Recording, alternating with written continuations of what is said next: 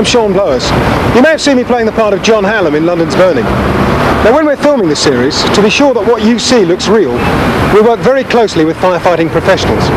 And it's from those professionals that I've learnt the real importance not only of teamwork and training, but also of the old saying about prevention being better than cure. And I can promise you that's never truer than when applied to the hazards of fire, particularly fire safety in buildings. Now, this company is a good example of one whose management takes a serious approach to the subject, so that the need for fire safety is regularly emphasised to all their staff. Now, you're normally used to seeing me on this side of the camera, but today I'm going to be on the other side as I take it through the building and we find good practice at work. Right, I'll swap you. Cheers, Vince.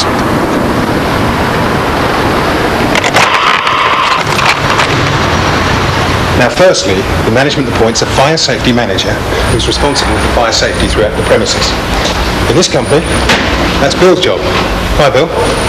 Hello, John. Is it all right if we follow you? Of course, come this way. A bigger outfit might well have its own in-house fire brigade, though that's not the case here. What they do have is fire wardens, chosen from the full-time staff to help the fire safety manager. And here are two of Bill's, Anastasia and Keith. He's going to take them through one of his regular training sessions. We'll watch. Each warden is responsible for a particular area of the premises, checking for potential fire hazards and making sure that the escape routes are clear at all times. It's really important too that they can act effectively in the event of the real thing, a fire. Sorry about that. Now, as they go about their normal work, well-trained wardens keep an eye open for things that could cause a fire. Even where there's a no smoking sign. People sometimes break the rules. So you could remove that now and get John to get a note out to all staff about not smoking. Right, let me go through here. And this is your area, so what I want you to do, Anastasia, is tell me what you're looking for here and what you find that's wrong, okay?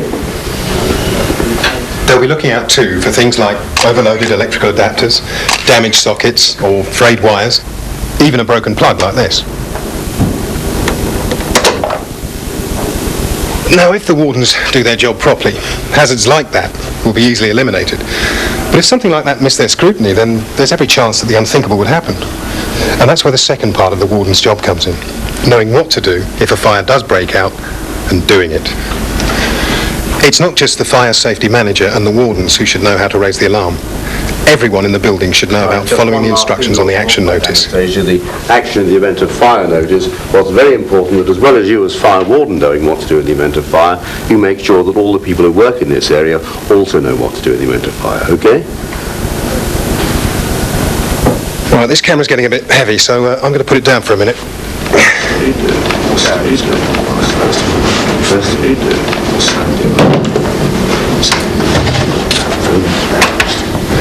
When the alarm is raised, Bill and his team have very specific jobs to do. The practice drill is a good way of demonstrating how they work together as a team. Now imagine someone's discovered a fire on this floor. If it was a small one, it could be tackled by a member of staff. All staff should have practical training in the use of fire extinguishers. And they need to know too, so that they know what they can't handle. No dead heroes, okay? Right, on with the drill. And the camera. We're going to follow Keith for this. As the warden for this area, Keith has to make sure that the alarm procedure is followed. Hello Joe, it's Keith. We're just going to have the fire alarm system. We're going to actuate the fire alarm now. Just don't call brigade. Okay, thank you. Now, if it's a real fire, he must phone the switchboard and tell them to call the fire brigade urgently. If it's a drill, he has to confirm that with the switchboard before he triggers the alarm. Now, here's a challenge for my camera work.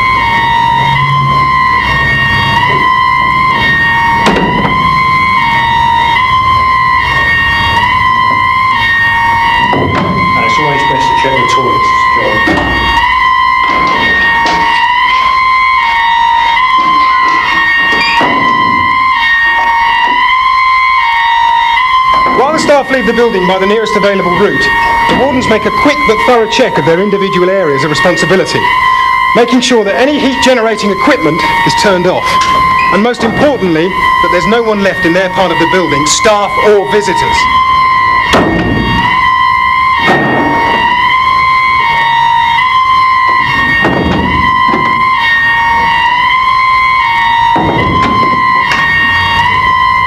They make their way to the assembly point, taking, if there's time, the staff lists for their area, so they can carry out a roll call.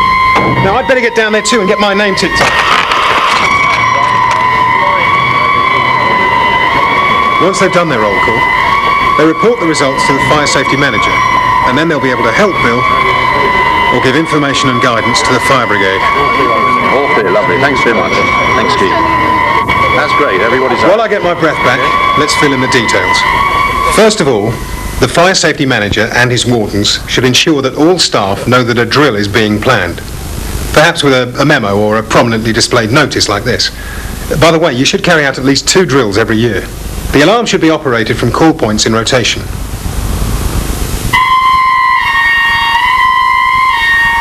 Everyone should be familiar with escape routes and should not need to be reminded not to use the lift. And it's part of the fire safety manager's job to make sure that the fire alarm that signals the drill doesn't result in the attendance of the fire brigade. The escape route should be well labelled and naturally should be safe to use for everyone, including disabled people. Fire doors must not be obstructed. A situation like this could be the death of someone. The assembly point must be located well away from the evacuated building and should be a completely safe site. Okay, let's look at the challenge blower stuff again. The fire wardens should check all parts of their designated areas to make sure everyone has escaped. If time permits, it's a good idea to close the doors as you go. Of course, the return of folks to the premises will depend on the situation. If it's following a fire drill, it can happen as soon as all the staff and visitors have been accounted for at the assembly point. But in the event of a real fire, they'd obviously have to wait, not only until the fire is out, but also until the premises have been declared safe by a fire brigade officer, which could take quite some time. If it's been a serious fire, causing lots of damage, reference will have to be made to the company's emergency plan for the appropriate course of action. Okay, so we tried in this short video to outline the duties of fire wardens and to run through the basics of a drill. But you can get even more information from this book. It's a guide published by the FPA setting out the principles of fire prevention. And very useful it is too. They also provide sets of slide presentations covering various aspects of fire and fire prevention. You can send off for a full list. This set is particularly relevant to this video, the role of the fire warden. But it's much the best thing, of course, if a fire doesn't happen in the first place. And if your staff are properly trained and the fire safety manager has a good, alert team of fire wardens, you'll be well on the way to achieving that.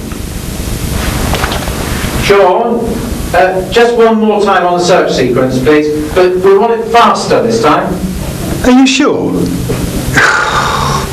Vince! Now let's just sum up the role and duties of the fire safety manager and fire wardens. These simple graphics are based on the FPA produced slide set which Sean mentioned just now. Every company should have a named person who is responsible for fire safety. Depending on the size of the organisation, he or she will appoint a number of fire wardens. Having named the fire wardens, fire safety managers designate the areas for which individual wardens are responsible. They should set out the warden's responsibilities in writing and ensure that they are properly trained in their duties. And if staff who are fire wardens move on for whatever reason, the fire safety manager must replace them to ensure continuity. Fire wardens have an important part to play. They should be equipped with the knowledge and training to take effective action in the event of a fire. As they go about their normal duties, they should ensure that escape routes are available and should identify hazards, recording and reporting their observations. In addition to the slide set, you can find more information in the booklet mentioned by Sean, Planning Company Fire Safety, which is available from the Fire Protection Association.